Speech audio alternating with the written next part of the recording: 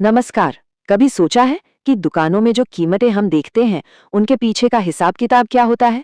आज हम कीमत की एक ऐसी ही मजेदार पहेली को सुलझाने वाले हैं। तो ये रहा आज का सवाल। सोचिए, एक चीज है जिसका कॉस्ट प्राइस है 3600 रुपए। अब उसे बेचा गया 15% के प्रॉफिट पर, लेकिन साथ ही उस पर 8% का डिस्काउंट भी दिया गया। तो अब सवाल ये उठता है कि उस चीज का अंकित मूल्य, मतलब जो स्टिकर प्राइस होता है ना, वो क्या था? बड़ा मजेदार सवाल है। चलिए मिलकर इसे सॉल्व करते हैं। देखिए, इस कीमत की पहेली को सुलझाने के लिए हम एक तरह से जासूस बनने वाले हैं। हमारे पास कुछ सुराग हैं और हमें बस उन्हें एक एक करके जोड़ना है ताकि हम असली कीमत तक पहुंच सके। तो चलिए शुरू करते हैं इसकी पड़ताल। अब देखिए, सीधे सीधे जवाब पर कूदने की बजाय हम इसे दो हिस्सों में हल करेंगे। पहले हम एक बीच की मंजिल तक पहुंचेंगे और फिर वहां से हम अपने असली जवाब यानी स्टिकर प्राइस तक पहुंचेंगे। किसी भी केस को सॉल्व करने के लिए सबसे पहले क्या चाहिए? सुराग। और अच्छी बात यह है कि हमारे सारे सुराग इस सवाल में ही छुपे हुए हैं, बस उन्हें बाहर निकालने की देर है। हमारा पहला और सबसे बड़ा सुराग है क्रय मूल्य, मतलब वो कीमत जिस पर दुकानदार ने खुद वो चीज खरीदी थी, और वो है 3600 रुपए। हमारी कहानी की शुरुआत यहीं से होगी। दूसरा सुराग है लाभ यानी प्रॉफिट। भाई, दुकानदार सामान बेच रहा है तो कुछ कमाएगा भी, और वो कमाना चाहता है 15%। ये हमें बताएगा कि चीज असल में बिकी कितने की। और ये रहा हमारा तीसरा सुराग, छूट यानी डिस्काउंट। ये वो डिस्काउंट है जो ग्राहक को स्टिकर प्राइस पर दिया गया, जो कि 8% है। और सही बताऊं तो यही हमारी पहेली का सबसे ट्रिकी हिस्सा है। अच्छा, आगे बढ़ने से पहले एक बहुत जरूरी चीज समझ लेते हैं। ये दो शब्द हैं, विक्रय मूल्य और अंकित मूल्य, सेलिंग प्राइस और मार्क्ड प्राइस। देखिए, सेलिंग प्राइस वो है जो ग्राहक की जेब से असल में जाता है डिस्काउंट के बाद, और मार्क्ड प्राइस वो है टैग पर लिखी हुई कीमत जिस पर डिस्काउंट दिया जाता है। इन दोनों का फर्क अगर समझ आ गया तो समझिए आधा केस तो यहीं सॉल्व हो गया। चलिए अब असली काम शुरू करते हैं। हमारा पहला पड़ाव है ये पता लगाना कि दुकानदार ने प्रॉफिट कमाने के बाद उस चीज को बेचा कितने में।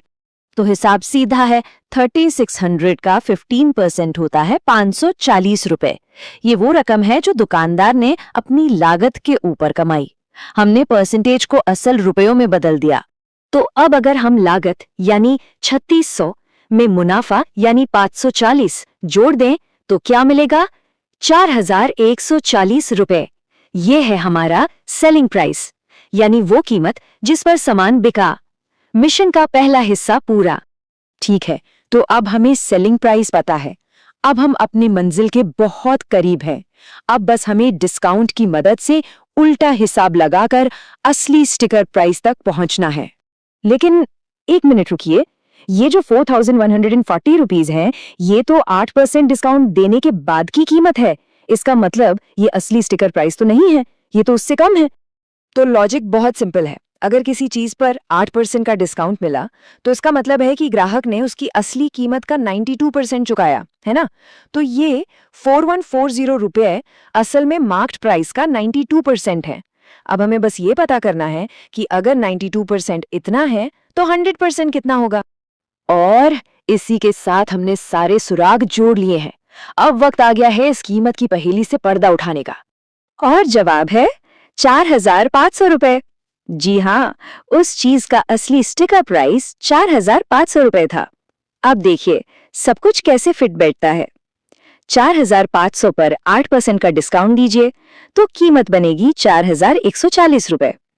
और ये 4140 रुपए 3600 रुपए की लागत पर पूरे 15% का प्रॉफिट भी दे रहे हैं। देखा, सब कुछ कनेक्टेड है। कमाल है ना। ये टेबल हमारी पूरी जासूसी का एक छोटा सा सारांश है।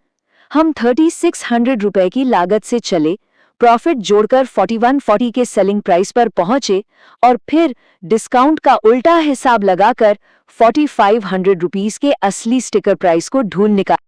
और आखिर में ये सब एक ही बिजनेस रूल पर आकर टिकता है, स्टिकर प्राइस हमेशा इतना ज्यादा रखो कि बड़ा सा डिस्काउंट देने के बाद भी आपका प्रॉफिट बना रहे।